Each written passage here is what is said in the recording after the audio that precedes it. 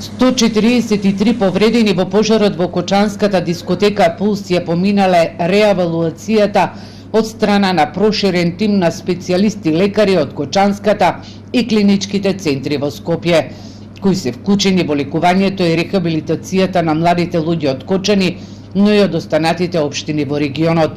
Во тек е обработка на податоците, а според првичните проценки кај голем дел од повредените е завршено лекувањето. Директорката на Општата болница во Кочани Катерина Паниć-Мирчевска вели дека станува збор за повредени млади луѓе кои биле краткотрено во болница, односно биле со полесни повреди.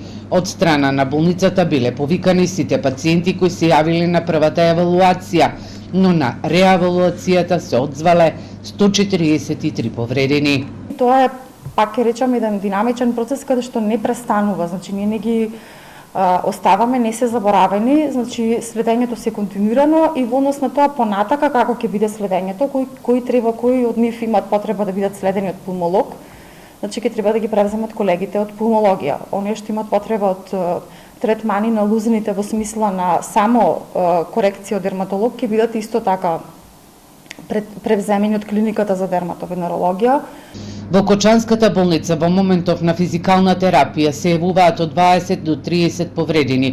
Дел од пациентите кои се вратени на своите работни обврски или едукација на терапија континуирано одати во болницата во Штип, но и во градската болница 8 септември и во Козлево, Скопје.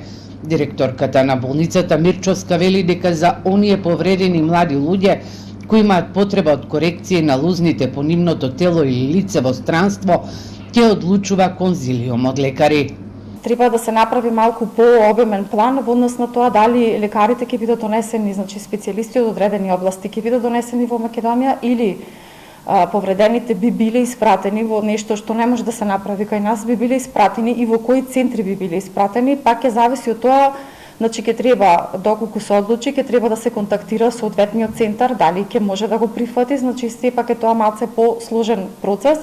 Македонските здравствени власти во процесот на лекување и рехабилитација на повредените во пожарот во Кочанската дискотека вклучија и лекари специјалисти по физикална терапија од Велика Британија, пластични хирурзи од Белгија, кои во текот на месецот и тие ќе направат повторна евалуација на повредените, за да се утврди какви насоки треба да се преземат.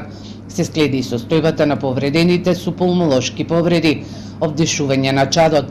Дел од нив завршиле со лекувањето во Јасеново и, како што вели Мирчовска, знаат дека доколку имаат било какви здравствени проблеми, лекарите се тука за нив.